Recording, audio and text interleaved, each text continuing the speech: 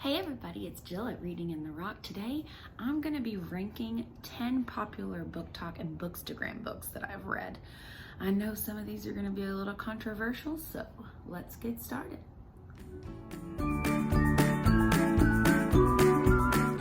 So today I'm going to take 10 popular BookTok and Bookstagram books that I've read and rank them from my least to most favorite.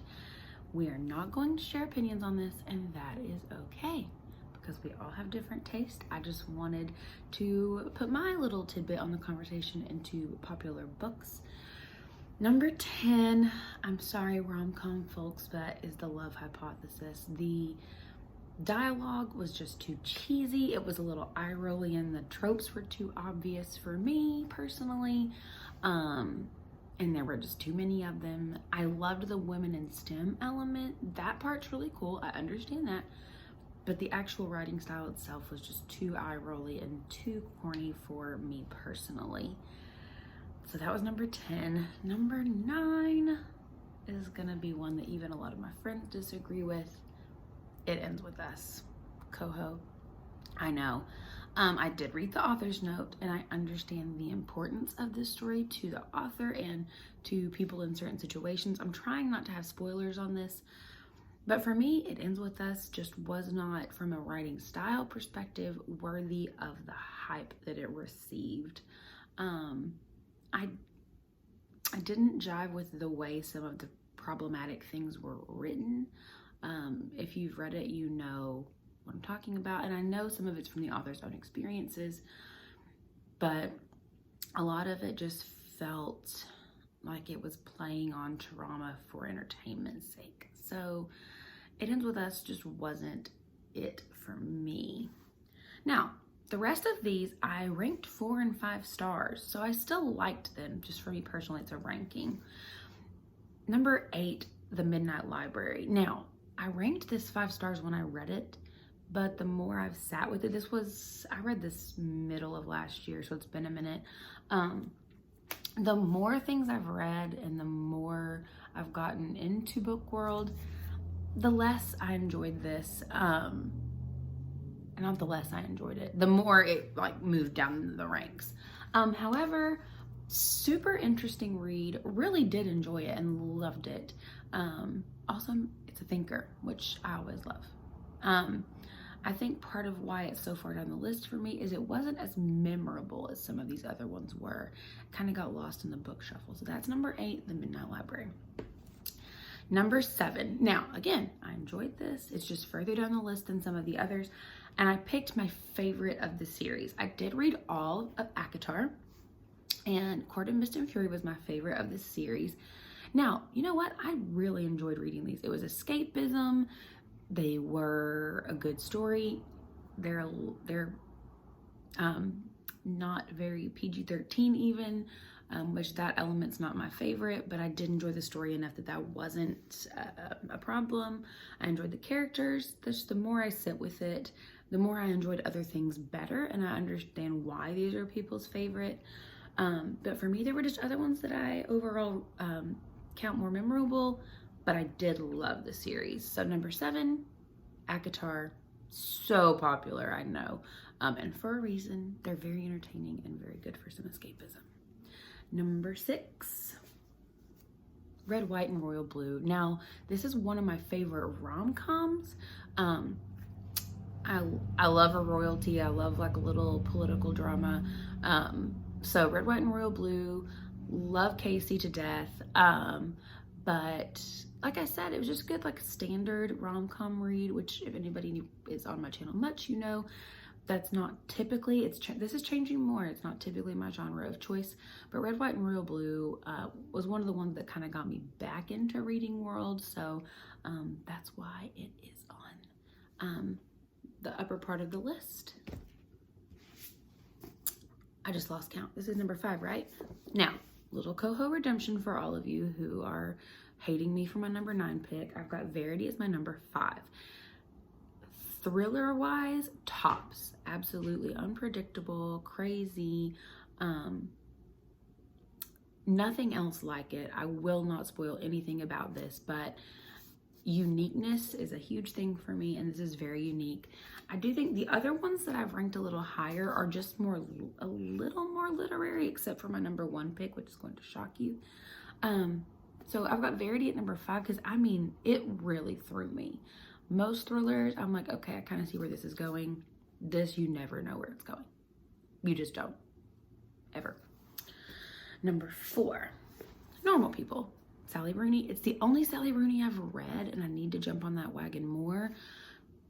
The writing style of this, and it wasn't a huge undertaking either. Normal People was just a really, not a love story, and I like that. It's a relationship story, but not necessarily a love story. I think Sally Rooney's writing style is really unique and very, like, it's readable, but it's also elevated, and so I like Sally for being a popular author who does that. Like I said, I'm trying not to give spoilers, just like my overall quick opinion. So my number 4 pick is Normal People. 2 people whose paths keep crossing and who have a very interesting relationship. It's at my number 4. My number 3 pick is a recent one, The Song of Achilles. This is wildly popular for a reason. The only reason I didn't rank it 2 or 1 is because I did have to give it a second shot. The first time I read it, I was not ready for it. It was not what I was in the mood for. The beginning is kind of slow to trudge through, but it is well worth it. Not a huge Greek mythology person, but this made me want to dig a little deeper and want to be a little more open to reading more retellings like it. Song of Achilles is my number 3, and it is just, look at that cover. Isn't that gorgeous? Number 2, this shocked me that I ranked it number 2, honestly. I picked the 10 books, and then I placed them. Evelyn Hugo. I still haven't read more TJR. I feel like since I've gotten back into book world, I haven't read a ton of things by like the same author that I've read before, solely because I have so many things I want to read. However, I 100% get why people love this. The style is unique, the story is unique, the characters are deep and unpredictable, and it's not tropey and full of like cliche. Beautifully written story. That's why it is my second favorite of the popular BookTok and Bookstagram books I've read.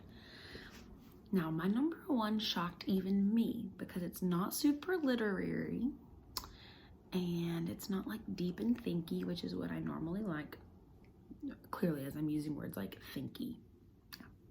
Teacher summer brain.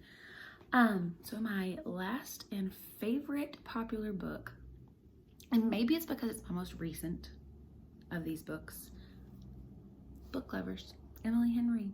Never thought I'd be putting a rom-com at the top of this list, but this was just so inherently enjoyable. The tropes and cliches that were there with a purpose, and